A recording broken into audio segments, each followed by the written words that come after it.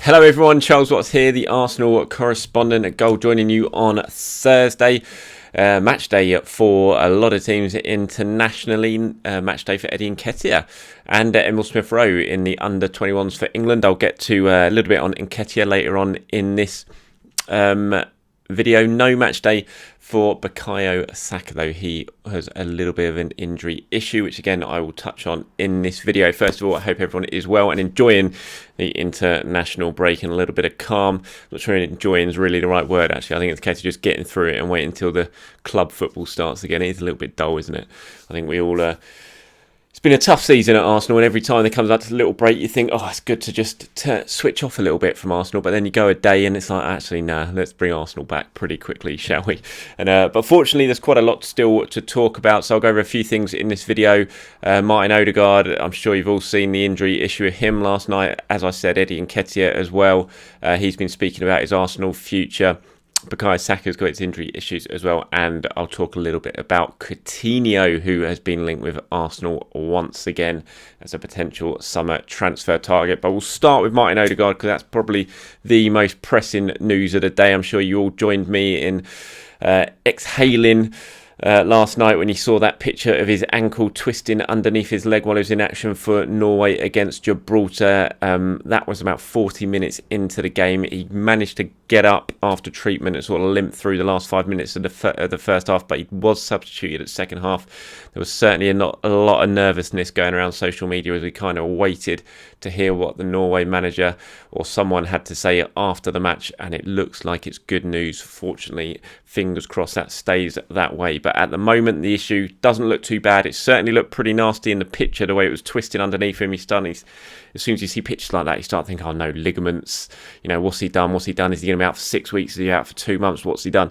But himself, Martin Odegaard, speaking after the game to Norway media, said, I twisted my ankle, but I think I'll be fit for the game against Turkey on Saturday. So if that is the case, then that certainly suggests it's not a bad one at all, and he was just taken off as a precaution.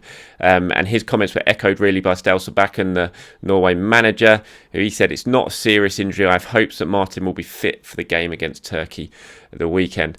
I think everyone at Arsenal is probably thinking, nah, you're right, mate. Why don't you give him a little bit of a rest at the weekend? Just ease that ankle up and make sure he's all right for when he comes back to Arsenal. But obviously, international managers won't think like that. They'll think about themselves and their country's needs. And if Odegaard is fit, he's the captain, you'd imagine he's going to play, which, I think Arsenal will be a little bit disappointed with that. After any of their players get a little bit of an injury, they'll hope that the managers will sort of take it easy on them and give them a little bit of rest, ensure that injury has fully recovered. But we'll have to wait and see. I'm sure the Arsenal medical team have been in contact with Norway to find out the extent of the injury and exactly what's going on.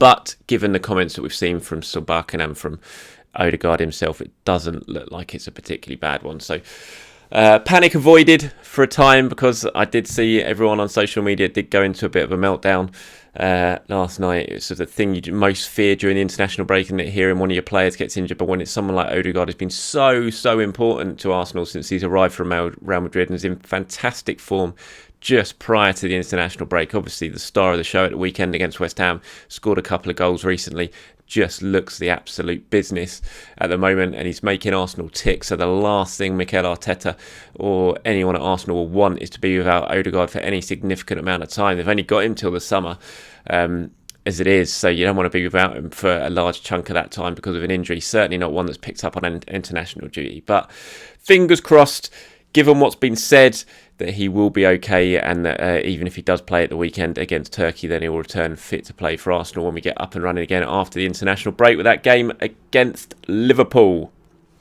A little bit more injury news. Bukayo Saka, he's obviously got that hamstring issue that he's been struggling with Arsenal. He did play against West Ham, managed about 77 minutes, I think, at the weekend.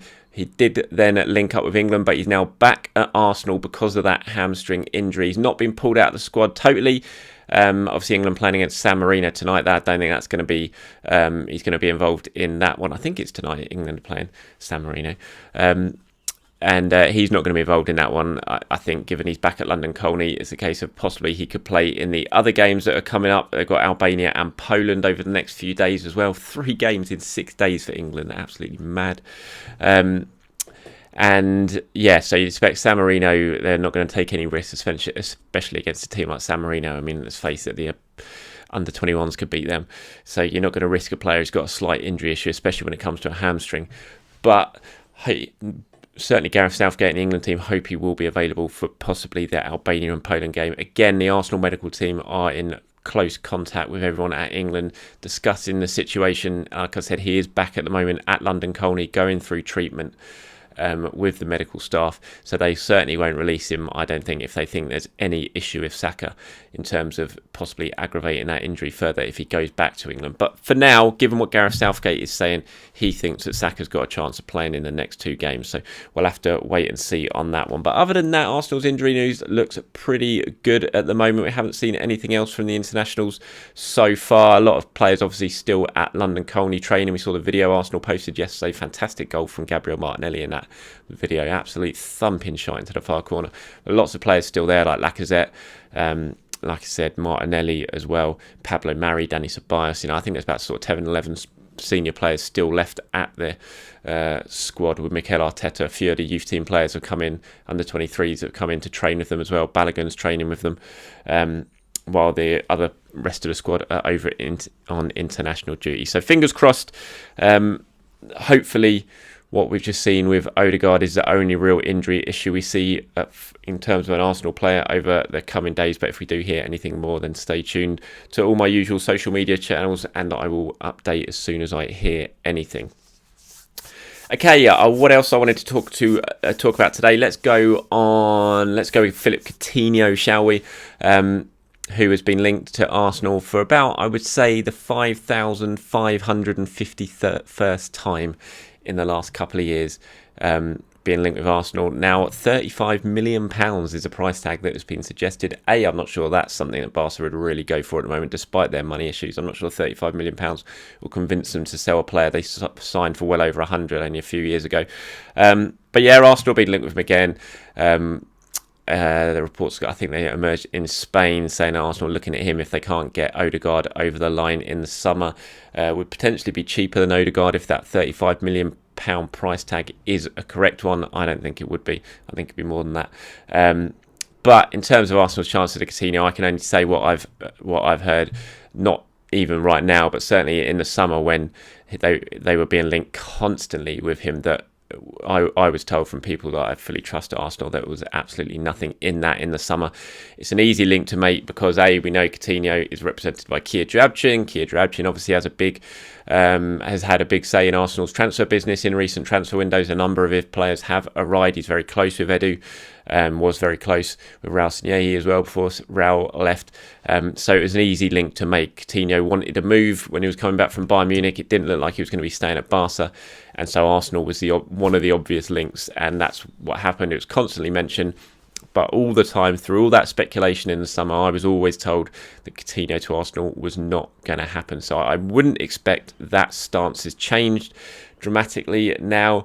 So I think these reports at the moment you'd probably have to take with a pinch of salt as well. It just feels like an easy link to make whenever Coutinho's future is discussed, whenever there's a possibility of him going somewhere or any report mentions him possibly going somewhere. It's always easy just to throw Arsenal in there because of how many times they've been linked with him before. But I'm certainly not expecting this latest speculation to be any different to what we heard in the summer. And like I said, word I got in the summer was that was absolutely not the case, and it was just pure speculation. So that's as far as I'm aware. But let me know, do you think Arsenal should be going for Philip Coutinho? Let me know in the comments below. Would that be a good signing? Would that be something you'd be happy with, or would you want them to throw all their eggs in the Martin Odegaard basket if they're going to be getting a new creative player in this summer? Please let me know in the comments below.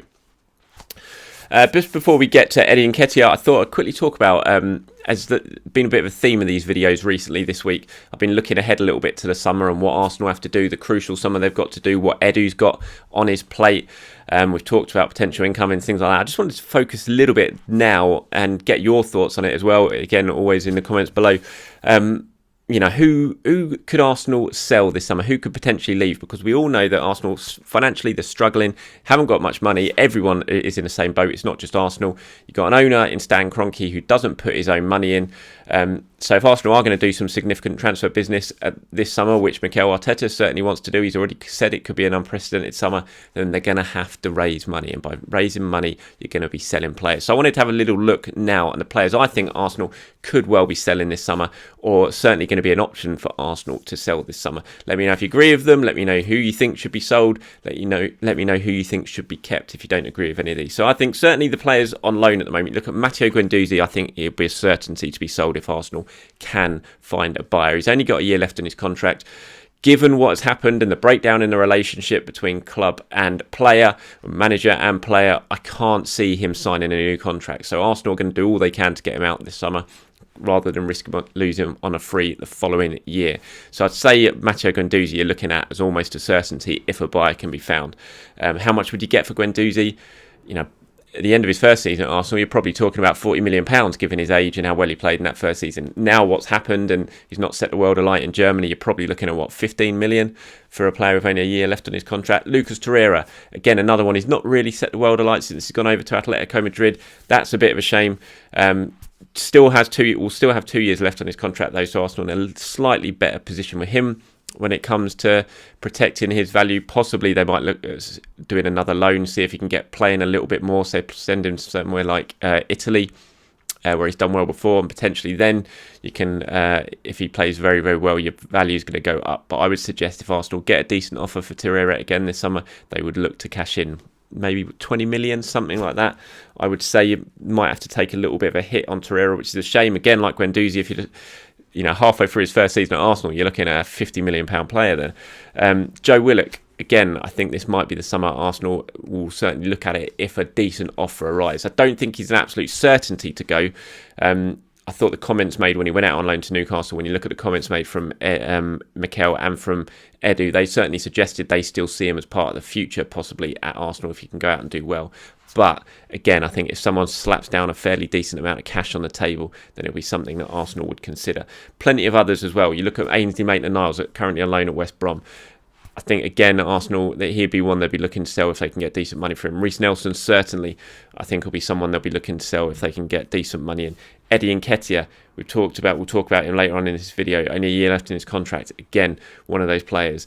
And that's before you even get to the likes of Hector Bellerin, who we've talked about plenty of times on these videos, and how this could be the summer that Arsenal decide to freshen things up at the right back position. He would be quite open to a move as well. There's a Lacazette situation, Mohamed El-Neni. So, I mean, you look in there. I mean, I've just listed 1, 2, 3, 4, 5, 6, 7, 8, 9, 10 players. I think I've listed there. Callum Chambers as well. There's so many options for Arsenal when it comes to selling, but obviously, if you're selling that large amount of players, then you're going to have to be bringing in a large amount of players as well, because Arsenal's squad will be dramatically reduced. I don't expect them to sell all 10, because, I mean, that is huge. I know Mikel's saying it's going to be unprecedented this summer, but that would be huge. But what this does show is they're the options you've got. I think you're looking at players, probably only about 10 players in the squad at the moment, maybe 12 who are absolute certainties to stay, and then everyone else, I think, basically for sale if a decent offer comes in. And that will be how Arsenal look to rejuvenate this squad, refresh it again, go again in the summer transfer window, look to get your targets in. But to do that, they're going to have to sell well, and they're going to have to be pretty ruthless when it comes to transfers. So let me know, out of all that list that I've just spoken about there, who do you think should go? Who do you think should stay? Who should Arsenal be prioritising in the summer transfer window? And how much money do you think some of these players are worth? Let me know in the comments below. Right, before we go today, I just wanted to talk on Eddie Nketiah. Big day for Eddie today. England begin their Euro under-21 group stages.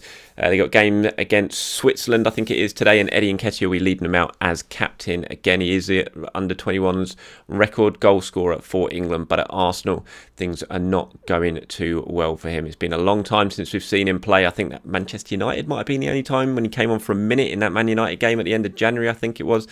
His game time is absolutely dramatically reduced. I think his last start was in the FA Cup against Southampton in the fourth round defeat. This was a player that Mikel gave an awful lot of opportunities to. He was starting him ahead of Lacazette at times, but you have to say Eddie didn't really take the opportunities, did he? Scored a couple of goals, a few ones, but in terms of his all-round play, his link-up play, the goal ratio, it wasn't fantastic. He didn't really take the opportunity. I don't think you can sit there and say he didn't get the chances, because he did. Mikel gave him plenty. He just didn't really take them. And I think now you're looking at him with a year left in his contract at the end of this season. Something's going to have to give when it comes to Nketiah this summer. And personally, for me, I think he's probably going to end up going, just because Arsenal aren't going to be able to convince him to sign a new contract, I think, and he'll want to go out and play football now. And he talks about it, he's been talking about it in the build-up to the England game tonight. He's talking about how the frustrating times he's suffering at the moment at Arsenal. He says, it has been difficult. I've not played as much as I would have liked. I've worked hard and stayed dedicated, and that has added to the frustration. It's part of football, but one that you don't want to be involved in. I believe in my ability, so obviously I think I'm capable of playing and helping the team. It is frustrating not playing, but you have to channel that frustration in a good way. Use your time wisely to work hard and prepare for when that opportunity arrives. So good comments from Eddie there. He's not slamming Arteta. He's not throwing his toys out the pram. He's just talking about the frustrating times that he's going through at the moment. But I think, as I said, this is probably the time when you look at moving Eddie on. I think he's a very good young striker. I'm not convinced he's a top, he's going to make it certainly yet at a top 6, top half of the Premier League side. I think even if he goes as a good season in the Championship somewhere, might be beneficial for him. I'm sure he'll want to stay in the Premier League, but I do wonder if maybe the Championship is a good little level for Eddie next season to really get some rhythm, get a lot of game time, and then go again. I think he's got the capability to be a Premier League striker, but for me, just not yet. Right, thank you for watching, everyone. I do appreciate it, as always. Please do enjoy your day and head over to my social media channels at Charles Watts on Twitter and Facebook as well, and head over to goal.com for all your latest Arsenal news. I'll speak to you soon. Enjoy your day.